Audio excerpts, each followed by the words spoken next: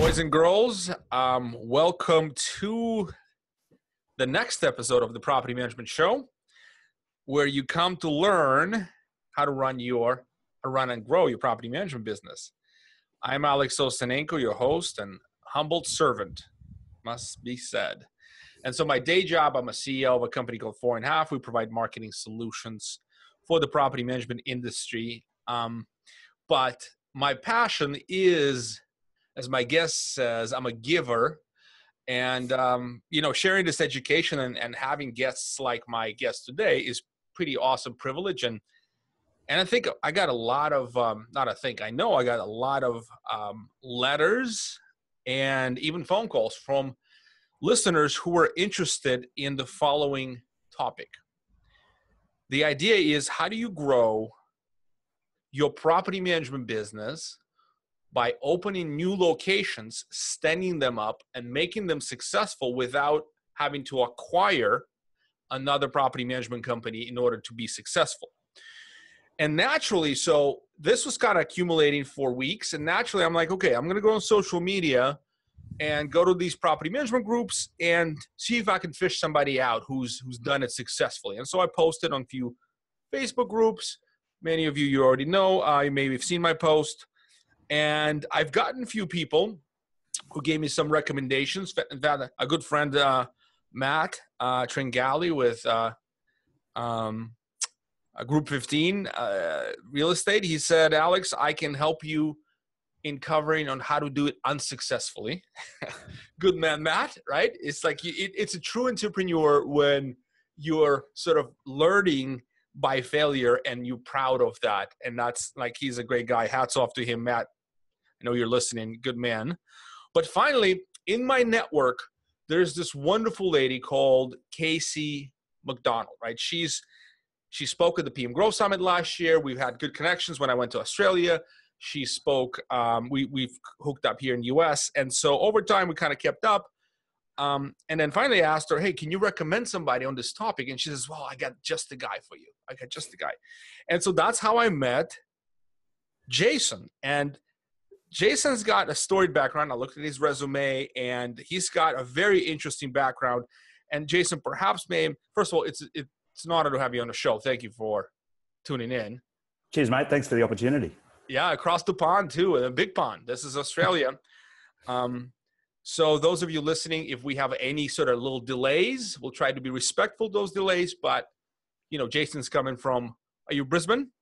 Yeah, Brisbane, mate. Yep. Yeah. And so, Jason, can you tell us a little bit about your background and how sort of this topic fits into what you've done in the past? Righto. So for me, this year's 32 years in the property industry. My first 10 years, I'm an auctioneer by profession. So cattle auctioneer, livestock auctioneer. So I did that for the first 10 years and then decided to wash a bit of the mud and the cow shit off the boots and move to the big smoke. And got into real estate auctioneering. So full-time real estate auctioneer. And it's not something that's widely used in the sales process over there in the US, but it's something certainly growing momentum. One of the groups from Australia, Harcourt's group, have gone obviously over to the West Coast there and rolling out their auction system through their network there. But anyway, that gave me a good understanding of real estate, getting into it and working with salespeople. But one of the big things was a business I was involved in for 12 and a half years, that we started off as a traditional real estate agency that did sales. And just progressed into property management. We sold a property to a property investor and they said, oh, can you look after our property management for us? And we go, oh yeah, sure, we can do that. And of course, like a lot of people, we sign them up and then don't know how to actually manage the property once we get them. So you just wing it, I suppose, back then. And we saw an opportunity back in 2003, 2004 to ramp it up. So put BDMs on as such. And start to grow a property management business. And then in 2006, we sold our sales business and created a property management only company called Rental Express here in Australia. Chris Rolls, who I know you've spoken to before, was one of my colleagues in that particular business. So I joined the business in 2004. We had 350 properties or 350 doors under management. We exited that business in 2015 with 5,102.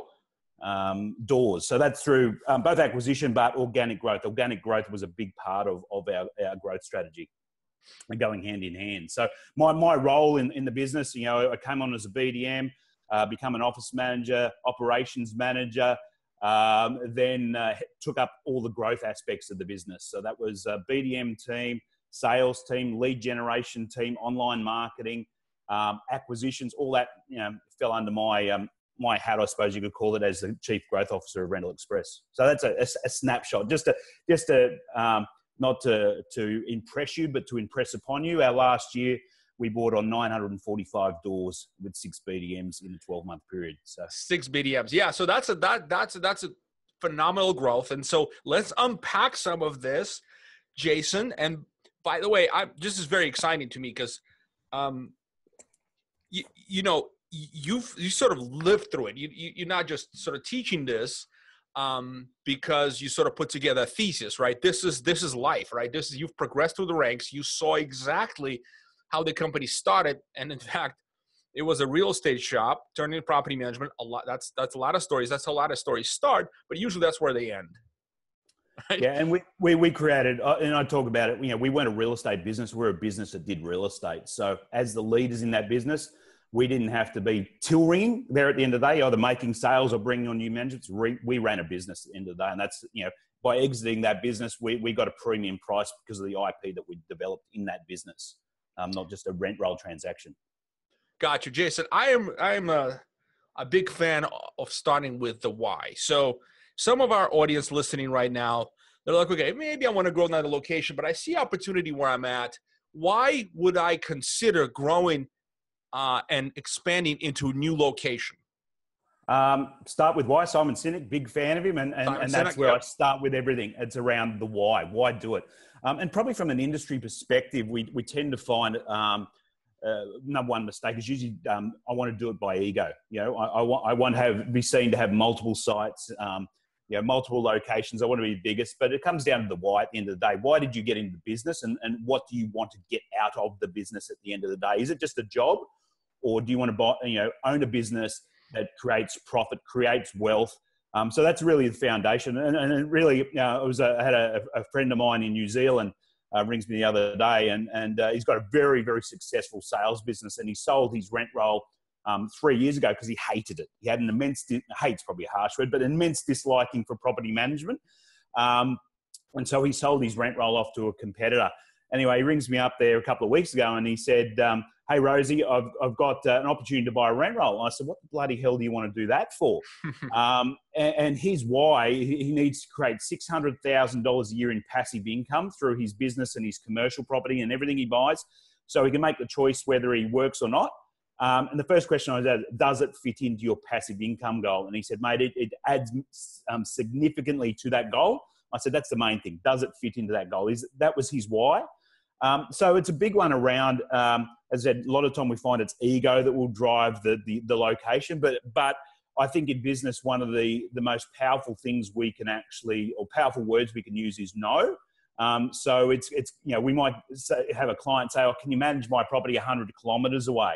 And a lot of times we'll just say yes to take it on, where it's actually not a profitable business to take on end of the day. So a lot of times it might be no today, but a yes tomorrow based on things happening. So it doesn't fit into your why, but the big one around it is before you look at multiple locations, there's a couple of key factors I look at, and that's you as a business leader.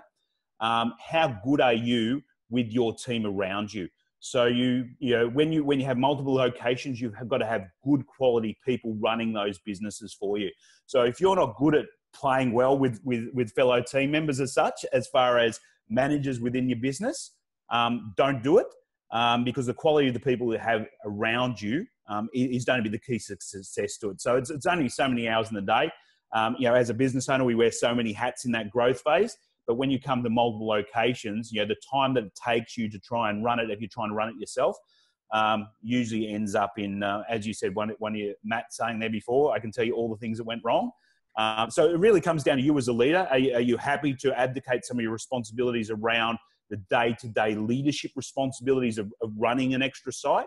And also saying that you need your first location to be so systems driven process driven and have good quality people to run it, to free up the capacity for you to be able to go and look at other enterprises, other locations, because it's a lot of times we'll find is, yep, I'll go and open another location, but I'll go and open that up. It's taking 60 to 70% of my time to get that up and running. And I'm abdicating all my responsibilities in my core business. And we start to see churn in people, property, profit and things like that. So it really does it fit with where you want to go? That's probably one of the first things I look at. Jason, that's pretty interesting. One question. So Rosie is a nickname because you're Jason Rose, right? Yep, correct. Yep. Do you happen to know Steve Rosenberg? Yes, I do. All right. So he's also Rosie, but you're a true Rosie, or is he a true Rosie? No, he's Rosie with a Z. A Z. Rosie. That's I'll play that with him. Jay-Z. So here's one I'm pulling out of your answer. Number one, good quality people that already need to be in the business have a same mindset of growth and expansion. Goals are aligned. And I think even more importantly, well, not more importantly than people, you're right, people number one, but also good systems drive good people, right? So good systems and processes in place before this conversation even starts. Because if you sow in chaos, you will get chaos in return, right? So if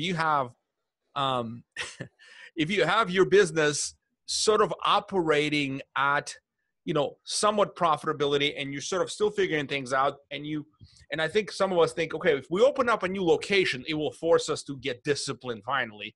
Well, that's going to be probably a pretty big disaster, right? Very much so. And I was just about to say, Todd Breen, that we both know well over in the US there with, virtually incredible with the outsourcing side of things. You look at that, and a lot of people think the outsourcing will fix their problems in their processes in the business. But if you tried to outsource with the shit processes, it's just going to amplify it and turn into chaos. So you've got to get your own house right first.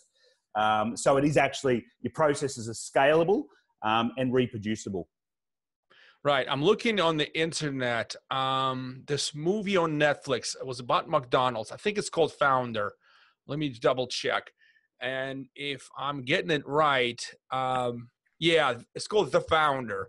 So it's about McDonald's and their story, and sort of when they were just coming up, there was really no systemization widespread in any kind of fast food service. So it was all drive-ins, and this story is just amazing of Ray Kroc and how he sort of met these McDonald's brothers and how he sort of understood the concept and made it work. It's a fascinating story, but to me, it speaks to the essence of the business, Jason, and that is systemization and the quality of the people, like what you just captured that. So let's just say that's our why, right? Once you have that, then from there you can decide new location or keep the gas pedal pressed in your current location. All right, and that was my big one. If you've got market capacity where you are, in other words, there's more market share to be taken. Stick to one location. And make it bloody profitable. Get a shitload of money out of it. That's my big one around it. Yeah. So opportunity cost needs to be considered, because splitting your vision into a new location will create new problems. We all know, we all have friends that have done it, and it's very difficult to do. Enough on the why. Let's say we just basically got 80% of our audience no longer interested in the rest of it. Just kidding, guys. Stay with us. This is going to be gold, right? More gold is coming. All right. So next question. This is going to be a good one. What do you think is the financial investment required to successfully stand up a new location? How would you go about figuring that out? Well, one of the big things is you've got to look at first, any location. What are your fixed costs going to be associated with that business? So, it's very much around, your budgeting and your cash flow forecasting and working out. But your big one's going to be is how much cash am I going to, work out, if I open a shop and I didn't bring any doors in for 6 months, what's it going to cost to operate that business for 6 months? If you do look at, bricks and mortar location side of things. So it's, whether you acquire or whether you go organic, there's still going to be a cost associated with growing a business. So you've got to look at what the fixed costs are first.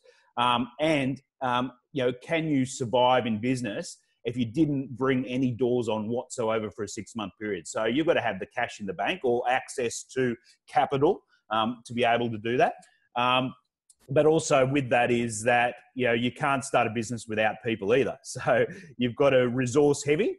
And it's probably one of those things that I look at as you grow a business. You start from scratch and you have a couple of team members there.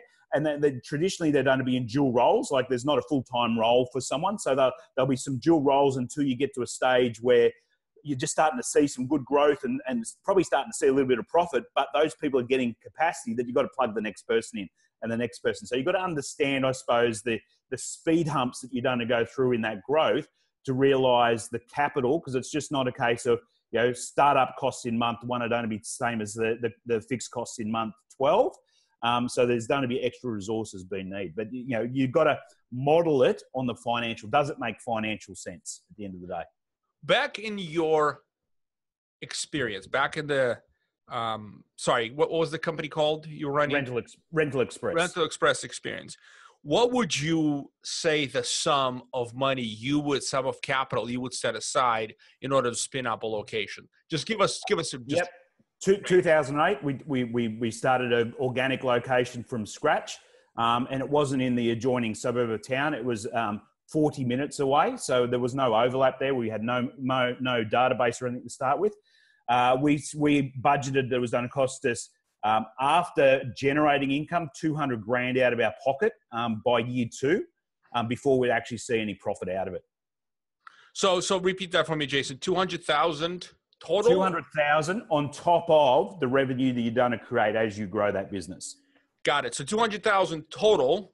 Yep. As a way to sort of organically bring that location into being. That's very good. That's a very good landmark. I think that's saying that, that was the budget, but we hit the target within 14 months, so well ahead. But that was also something to do with the marketplace we're dealing in that particular point in time. So, but that's a very good benchmark to at least. I mean, it's 2008, long time ago. But for 200,000, you can't really buy a property management company. Not much of one anyway here in Australia. So yeah, you can't buy. You may buy a real estate agent's portfolio of 40 properties, 30 properties, but they will be all over the place, no systems.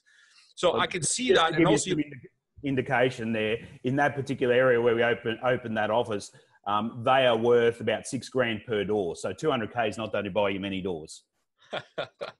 $600 per door. Yeah, Australian value is a little bit different. On doors for acquisition. So cool. What is, maybe using that location example, maybe extrapolate a little more of your experience. What would you say a successful number of doors to hit as a goal for the new location? Year 1, year 2, year 3. Maybe year 1. Let's start with year 1. 12 months. What would you want to see out of the location? About 150 doors. 150. Yep. Year 2. You finish year 2. Where are you at? Where were we at the end of year 2 on that particular one? We're about 370. 370. Yep. And then year 3? I'll give you an indication. Between 2008 when we opened it and 2015, we grew it from 0 to 1,865. So it was one of those things. You start to develop more multi channels, get better known out in the marketplace, and it's just the wheel starts to churn and drag stuff with it. The momentum starts to drag, and you get more traction. Safe to say year 3 is around 500 units. This is where really sort of things are beginning to pick up. Okay. Yep. Okay. Well, excellent. I think this gives us a very good metric to consider. It's the first year is probably the most miserable one, wouldn't you say? It's a lot of friggin' work. It's starting something from scratch. It definitely is. And it's making sure that you've got a solid plan in place and everything is geared back towards that plan. So, not getting distracted and things like that. So making sure you've got it right. And you've got to have your systems and processes. You start to bring a fire hose of new business on, you've got to have your onboarding processes right. You've got to have your client retention right. Otherwise, it's a bit like a bucket with holes in it. They just go out the bottom of the bucket quicker than what they're coming in. This is interesting. Part of the reason I'm so curious to sort of talk to you about this is we just opened our doors in Perth, Australia, right? It's our first location. It's probably our only location in Australia because we can serve the whole country. But what we found is when we're just centralized in US, we still have Australian customers, but they wanted localization. They wanted local sort of support. They wanted local understanding. There's a lot of things that convert, but some things that don't. Yeah, and usually it's around the terminology side of things. We talk about how many properties under management. You talk about how many doors. So the different terminology, but also saying that it's no different to if you're going to East Coast to West Coast, you've got to tailor your business, whether that's your marketing or your dialogue, around how that fits that demographic and geographic side of things. So especially if you go from a lower socioeconomic area to a more affluent area, you've got to talk in a different way side of things, both from a marketing and also from your scripts and dialogues point of view. That's spot on. So both for real estate, property management, and for marketing. Like marketing is a discipline, location is everything. Yeah, really, demographic location is everything. It's just it needs to be that much more specific to resonate, or else it just falls kind of flat. Just spoke in Australia. I did twice, and I did in New Zealand, and we'll get like maybe one or two customers kind of testing the waters a little bit. Not really anything. I expected a lot more. So I don't think Australia has this one-stop kind of a shop marketing solution, kind of a one throat to choke about the growth. So you kind of have to go figure things out yourself. You can buy things off the shelf here and there, but you have to kind of put it all together. Yep, very much right? So. Yep. Yeah. So this is interesting to me, especially when we get to the operations part. But before we get there, I got to satisfy the curiosity of some of my audience first, right? Audience first, me second. So what are the two reasons, Jason, you would say top two reasons new locations fail? Not doing market research to find out market capacity, righto. So is that marketplace? What's the percentage of property investors to owner occupiers, people that live in those houses? So is there capacity to actually take market share and to grow a business that's actually profitable at the end of the day? So we see a lot of times. I like the area, so I want to open an office there. And it might be an area that has 80% people own their houses in that area and only 20% property investment. So it's going to be a hard slog to grow market share in that. So it's a case of looking at, is there capacity to be able to take market share in that particular location? The other one I'd probably look at is when you look at your core business, is have you actually determined the type of client you're looking for? Have you created a persona for your ideal client? Right? And a lot of the times what you're better off, and if you've nailed your marketing in that particular marketplace, you're better off to look at a marketplace that is exactly the same in another area, because your marketing is just going to transition straight across. It works in that area there with that target client. That it's going to work in another area. So very clear on who is the type of client I'm looking for. And being able to target, whether you might have different personas as far as that's concerned, or different segmentations as far as the type of client you actually deal with. But very much, if you know that where your existing location, then go and find another spot that has a similar type of clientele that will be working in that particular spot.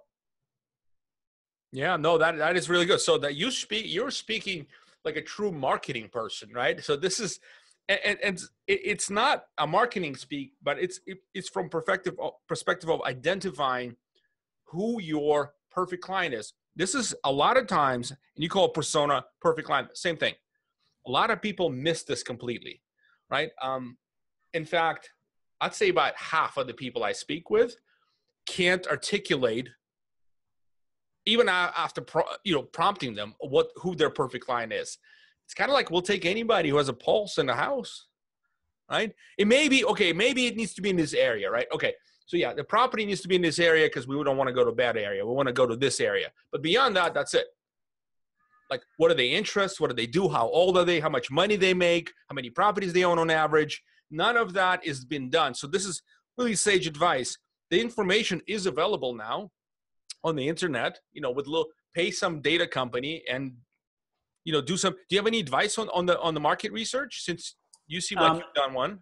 Yeah, a lot of different sources here in Australia, and I imagine there's similar ones there. First thing I want to know is, is there activity happening in that area? So if it's an area that has growth happening in it, so it could be, apartments being built, or high, whatever, condos, whatever it happens to be, or single family residences side of things, is there new builds that are being sold to property investors? So if it's a growth area, your business will be able to grow with it, versus if it's a well-established marketplace, the numbers of properties under investment will stay similar year in, year out. Right? So it's not like it's going to be another, property investment is going to increase 10% in the next 2 years in that area, because it's a well-established marketplace. So I'd look at, bring on, is it a growth area as far as investors are actually attractive to it? And this is probably one of the real common mistakes I find from marketing you mentioned before, is that when we look at trying to acquire property management clients, is they tend to not live in the area where their property is located. So your marketing is diametrically opposed to how it traditionally is in real estate sales. So real estate sales is easy. If I wanted to find a listing, all I have to do is go down the street and door knock. If you can do that in America, we can still do that in Australia, or letterbox drop. I can work out whether you live in that property as a tenant or live in it as a owner. But when it comes to landlords, they live somewhere else. So you've got to know how to find where your clients hang out, is how I'd say it, be able to market to them. Yeah, that's good. That's great, man. That's great. I hope you're enjoying this show. We'll take you back there in just under 60 seconds. But first, are you running a property management company that is looking to grow by 100 properties or more over the next 12 months? Are you looking for a partner who can design and implement all of the marketing so you can focus on operations, customer experience, and profit? Are you willing to spend $300 to $600 per owner as you add them to your portfolio? And finally, do you have adequate resources on your end to dedicate to completing your part of the project so your marketing can be activated and all the leads start flowing in? Right? If the answers to those questions is yes, that means you are ready to grow and scale, and we here at 4.5 want to help you to do so. Log into 4.5.com, hit free consultation, and set up a time with one of my team members to go through your business and figure out how 4.5 can deliver the growth you're looking for. Now back to the show. So we sort of talked about this, but are there any other methods or any other considerations you have for deciding where the next location should be? So in other words, is your recommendation to sort of try to mimic or mirror your existing perfect client, or call it, what do you call them? Persona. Yep. Persona. Yeah. Perfect client persona. Or is it more advantageous to go to higher rent area and try to go after some of that growth, and higher rents opportunity? Right. So I look at your existing client base to start with, and we talk a lot about referrals, don't we? About generating, referral business from our existing clients and things like that.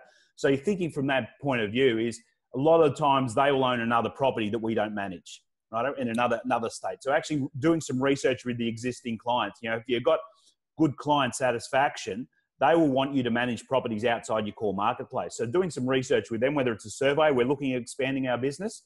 If we'd open another location, where should we open it? Right? And getting your feedback from your clients. Because the other thing with that from a referral base is that they will hang out with people similar to themselves. Right? So, and they'll talk a similar dialogue and everything like that. So as soon as you open another location, those clients will be giving you extra properties, but also telling their friends about it as well. So that's why it's an overlap between your external market research you're doing, but using your internal market research to really get a grip of what's happening out there in the marketplaces. That's a fantastic piece of advice. This one I didn't even know myself. So, hey, go after your clients and ask them what makes sense. So similarly, if you've got referral partners, so people that are referring you clients, whether that's your mortgage broker, your titles officer, real estate salespeople, and things like that. The other one is to ask them. So it asks them, where is other areas that you see of activity out there that we could actually go and duplicate our business? Who out there is doing a shit job that we could actually go and set up our location there and take market share? So it's a case of using all the spheres of influence, I suppose you could call it, to get that market research. So internal, external. So let's speak about the shit job. What sort of competitive research you recommend for folks to do and how to do it? It's online's the first place to go these days. Everything's just about online. But one of the things I tend not to go too much into the agency or competitor market research. I want to know a bit about fees. Are we going to be competitive in that? We don't want to be 30% higher in our fees that a competitor in a marketplace we're just coming into where we're not known. But also knowing what are and a lot of people talk about points of difference as far as what are they different to someone else. I don't look at it from that point of view. I say what are our points of value, because a client will join us at a higher fee than a competitor when we can actually solve a problem with them and create value. They'll also leave us when we're not providing them value. So what are our points of value that we can actually go into the marketplace and be seen to be different, side of things there with it as well. Do you have an example? Righto. From our previous business point of view, dispersing funds to your client, to the landlord, dispersing. We were in Australia years and years ago. We used to do what we call end of month. Once a month, we would give our landlords the funds and disperse it, and we'd hold that in a trust account, or I think you guys over there call it escrow side of things. Trust account, yep. Yep, trust account. And then a couple of years back, earlier, or a couple of years ago, they decided let's do mid-month and end of month. Get the cash quicker to our clients. What we did is with the software that we were using is we could disperse to our landlords on cleared funds. So as soon as that money hit our account and cleared, we could send it straight to them. So here in Australia, with trust accounts, us as a business, as an agency, we don't earn any interest on that money in that trust account. The banks do, and the government do. They'll put it in the short-term money market and make their money there, but the agency doesn't make any money whatsoever. So if we could get the money quicker into our client's bank account, they will actually, say it's an offset account or whatever it happens to be, they'll actually save interest on their mortgage or their loan because of the cash is getting quicker into their account, if that makes sense. So whilst we might be dearer than someone else, our processes, we could net our clients more money because we're getting the money there to them quicker. Does that make sense? Yeah, it makes a lot of sense. So that was the unique value proposition, and that's what you went to market with. Get paid sooner, save money. Yeah. Another one is around understanding how long it takes you to rent properties, right? So, you should be able to do market research and know what your competitors, how long does it take for a competitor to rent their properties versus yourselves? So for an example, if it took me 7 days to secure a tenant from a property from advertising, and my competitor took 3 weeks to do it, that landlord is going to be 2 weeks out of pocket with their rent. Right? So at $500 a week, they're going to be $1,000 out of pocket because of that other agency taking longer to rent their property. Versus I'm dearer, I'm charging them a percent dearer. So at $500 a week, that's $5 a week times 52's $204. I've cost them $204, but I've made them doing some $796. Yep. Does that make sense? So it's all around what I net the client, not what I cost the client. Got it. And so sort of go to market with those value propositions. Focus on the client. Don't focus too much on the competitors. Know what they charge, so you don't come in 30% over or 30% under, which is also not good because you basically jeopardize your profitability. But also saying that if your core business is going really, really well, a lot of the time your competitors don't know how you go about doing business, right? And they'll be rather scared about it. And so that office in 2008, when we said the whole local real estate agents got together to try and work out how they can bat us coming into the marketplace because we were growth. We we were aggressive in our growth, but they were really concerned that we were going to take significant market share, which we did. So they're all worrying about us. We're just worrying on our business. I didn't worry about what they were doing. I just concentrated on the stuff I can control within the four walls of our business. Yeah. Sage advice. Now let's get a little bit more practical from your experience. Do you recommend, and so at what point should one establish a physical location, or is a virtual office okay? Like in property management, how would you go about thinking on this? I've got a couple of different thoughts on this, and I've spent a bit of time in the States in the last 5 and 6 years coming to Inman, so I understand some of your business models over there from a sales perspective. So it's easy to test the water. So if we look at Keller Williams, for instance, they talk about their team expansion model, and that's based on operational efficiencies with their core team and creating marketing opportunities where they actually allow a single agent to operate in another market center in a completely different spot. So if I was starting an office from scratch and I didn't have massive access to capital, what I'd probably do is started my marketing in that particular area, my online lead generation side of things, to get some testing done, to see whether I can get some traction in that area. And I'd probably refer the leads to a local agent to start with, right? A local property manager, just to find out, can I get traction in this particular marketplace? And I'd probably use them, and this is you build a relationship up them, but I'd probably use them as a pioneer property manager in that particular location. So if you start to generate a lot of leads for someone, it's a bit like a drug, they'll get hooked to it. Well, I want more of this, but you'd be able to potentially use them as your pioneer to get it, rebrand and go into that particular marketplace. So that's one way of thinking of it. But the other one with it is, technology today has come a long way in the last 10 years. We talk a lot about mobility today, in the cloud and so forth. So similar to EXP Realty, they don't have bricks and mortar offices there, grown phenomenally over the last 5 years since I met Glenn over there. And that's all around individuals side of things without any, so back-end support, back-end system, back-end training, individual out there. So I'd very much, you can almost look at a work from home model to get some traction.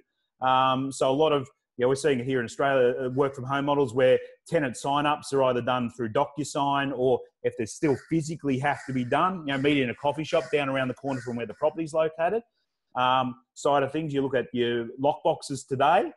You can have, obviously remote controlled lockboxes on properties and things like that. So that's how I'd be looking at it, unless you had something you could potentially seed off to start it. So it's a lot of cash will be going out if you start a physical location from day one. So that's a couple of different thinkings on how I would approach it to start with. But I definitely, from a marketing perspective, I'd want to give it some trial work from a marketing. Can I generate some leads in that area?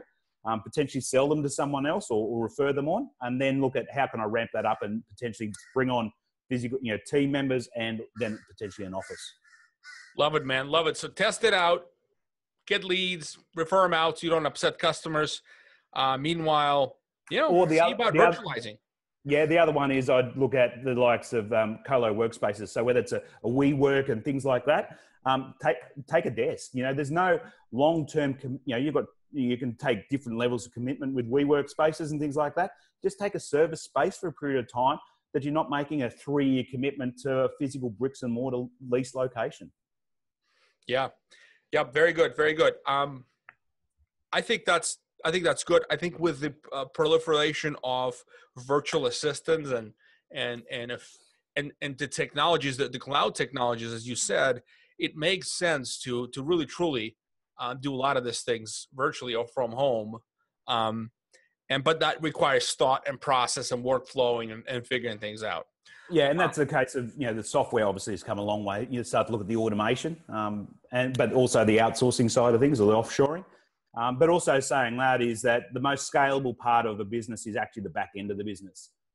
So your HR, your payroll, your trust accounting, everything, the functions, operational parts of the business are the most scalable.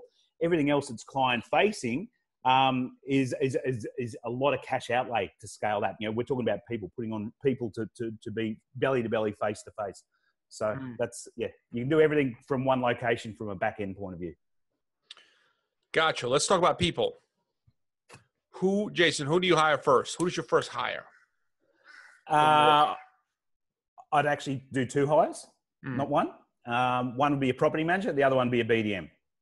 You see, this is anti-US property management base, man. I just went, so I was little deviation. I just went to the very first that I know of BDM conference put together by my friend Jordan Muella and Jeremy Pound.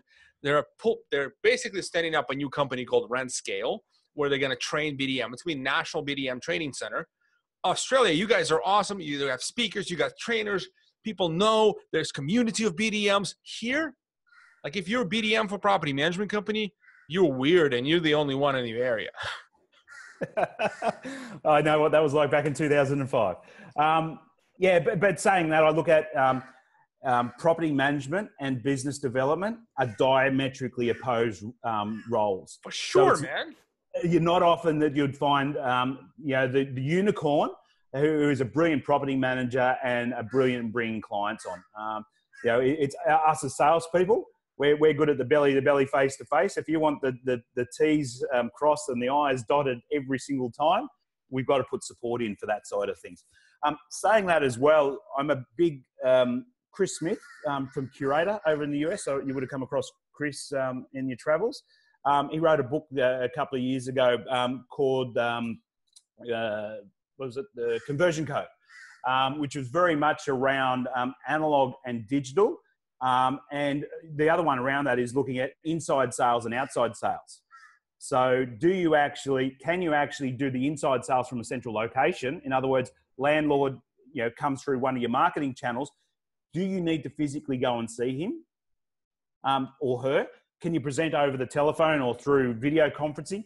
Do you just send the paperwork out, get it signed, and then have to deal with the management?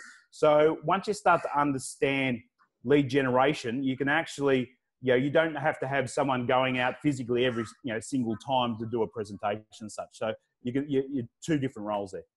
So do you feel this is, from what I understand and hear from my customers, about 80% of the conversations can be closed remotely. The other 20, you still have to go and meet the owner at the house. Do you feel the same way, or is there a similar split in your experience? Once again, it comes down to your target market, who is your ideal client, righto? You will tend to find if you're trying to be everything to everyone, you will have a lot more face-to-face engagement with your landlords. And usually what I'll find is that they will be a lot more hard work as landlords. In other words, they've been to an investment seminar, they buy an investment property. It's 2 streets away from where they friggin' live now. Right? So, they've self-managed it for a period of time. Then you look after the management and they're driving past every week and ringing up. The tenant hasn't mowed the lawn. They haven't put their garbage in. Do you want to be dealing with that particular client at the end of the day versus if they are not a professional, but purely in it for the investment reasons. There's not much emotion involved other than money, but they bought it for an investment. If you're going over those clients, most of your meetings, you don't have to be face-to-face. Yeah, Todd Orchide, another good friend and a very active in the property management company owner and in the property management community. I just saw a video he recorded, which was excellent video. It basically says, look, treat, as a landlord, treat your property like a 401k, right? Like a retirement plan. Do you call up your asset manager and you tell him what mix of stocks he should be putting in this week, and then you call him next week and you tell him again, hey, take me out of this position, put me in this position? No, you don't do that. He says, the money come out of your paycheck, they go to your 401k, and the professionals handle it. You retire happy. Yep. So I like the analogy he used. It's sort of, I always knew that was like, this is the worst when the client co-manages with you. And it's same thing for marketing, man. I can tell you, Jason, I don't know if you actually did some marketing consulting for people, and you get to a point where, you know what you're doing, you know how to put together everything. But once a client decides to make the changes for whatever reason, and the branding changes are okay, I understand you got to be on brand when you market. That's important. I get it. But when the changes are purely emotional or just because somebody said something else and you pivot and things don't work, and okay, this marketing plan is crap. Well, no, it was written as something that would work. And if allowed to be implemented, it would work. And the same thing with property management. This is to me a fantastic. So in Australia, you also have landlords that like to co-manage. Yeah, correct. But I'll just say something back to that comment around your marketing side of things. That's the beauty about online marketing versus analog marketing is you can split test today. So it's not like we have to have a fight between you and I and you're right and I'm wrong. Let's split test it. Let the data tell us. So a lot of times we'll have our opinion on what should work with marketing, but the data will tell us a completely different story. So that's a great thing about split testing in your marketing today. But you can do it through the data being the bad cop versus you and I having a massive blue over who's right and who's wrong. Yeah, that's a good point. If you allow that to happen, and if you believe the data, but a lot of times with marketing, you're right. We always have the data, but the challenge, at least that I found, a lot of times emotions come ahead of any sensible data points, what data tells you. Let me give you an example. Okay. My website is not ranked above Jim. I need to be above Jim. Well, why do you need to be above Jim? Well, I want to be above Jim. I need to be higher because we get more clicks that way. We get more leads that way. Well, how many leads you getting? Well, I'm getting 50. How many leads can you handle? I can handle 50. Well, so why do you need to be like, this conversation is just, okay, well, or like, look, your conversion ratio is 11%. It's not the leads. You got to get it up to 20, 25. Like you need a BDM. No, but I want to be above Jim. Like that is all I want. And they will spend money to be above Jim, right? There's us business owners, we are emotional creatures. Like I understand that. I relate to it. I connect to it. I still want to educate against it. Make a recommendation. That's what we do as professionals, isn't it? That's it. Even doctors. Doctors always get argued. My dad argues with his doctor. My dad knows better. I'm like, Dad, you don't know shit. just do it. He's like, no, they don't know what they're talking about, blah, blah, blah. Good old Dr. Google, eh? We the humans. So I guess the lesson out of this little rant of mine is, and Jason's is, hey, we pick who our best client is and we go after these clients. And look, not everybody's going to be a fit. Correct. Period. Okay. Yep. All right. So you hired 2 people, property manager and BDM. If we can virtualize any part of it, great. But those are the 2 functions that are necessary to grow a location. And saying that from, if you're starting from zero, a property manager's not going to have any properties to manage. So effectively they're doing BDM work until you get to the stage where they're at capacity in that property management side, that you can funnel everything back over to the BDM side. That's how I work it. Yep. Got you. What would be sort of the rough, not rough, but took a high level marketing playbook, Jason? What playbook would you use for a new location? How would you allocate marketing funds? I wouldn't to start with, right? So other than if you're doing testing, online testing, I always look at my clients. Who do my clients or potential clients hang out with? Right. So it's a case of saying who else, this is going to come across the way. Who else touches my clients? Who else provides a service to my clients? So I would look at, over in the States, what do you, 70% managed to 30% property managed sort of thing, isn't it? It's 70% self-managed. Yep.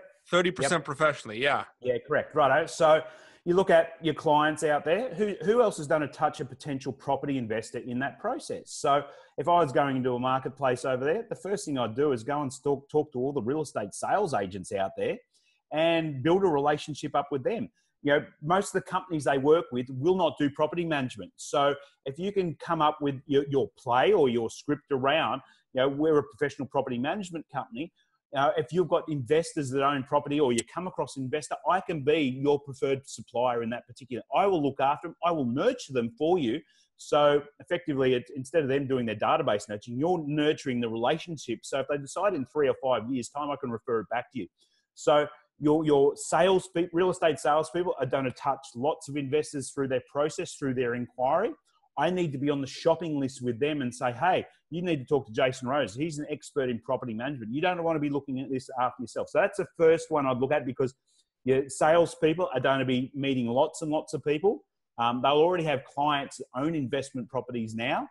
So that'd be the first one. The other one you'd just start to look at is the other people who are involved in the process. Your mortgage brokers, your loans people, your title people, and things like that. How can you be the preferred or recommended supplier to those particular? That's the first one I'd look at, because you can generate leads virtually straight away through sales agents and through some of those other referral partners.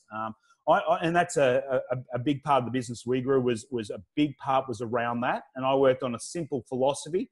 If I could have 20 referral partners referring me 20 managements a year, that's 400 managements. So how do I find and build relationships with people that will actually me be the preferred supplier with it? Would be the on the ground stuff.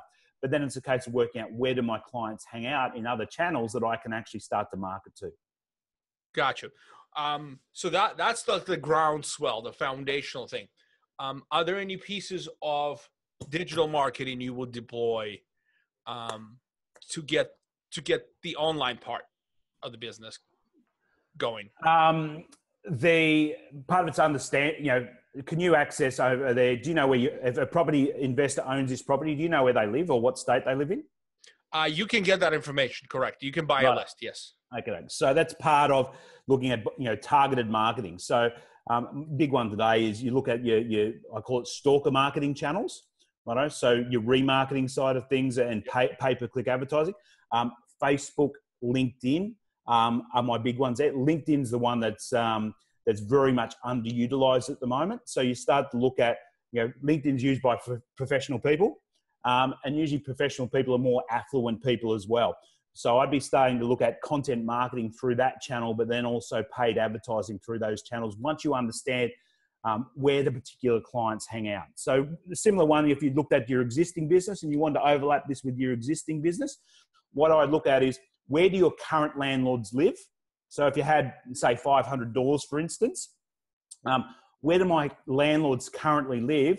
So if you look, for me, I would have done an export out of my CRM of all the postal addresses of my landlord, filter it out of that and say, where is the most of them live?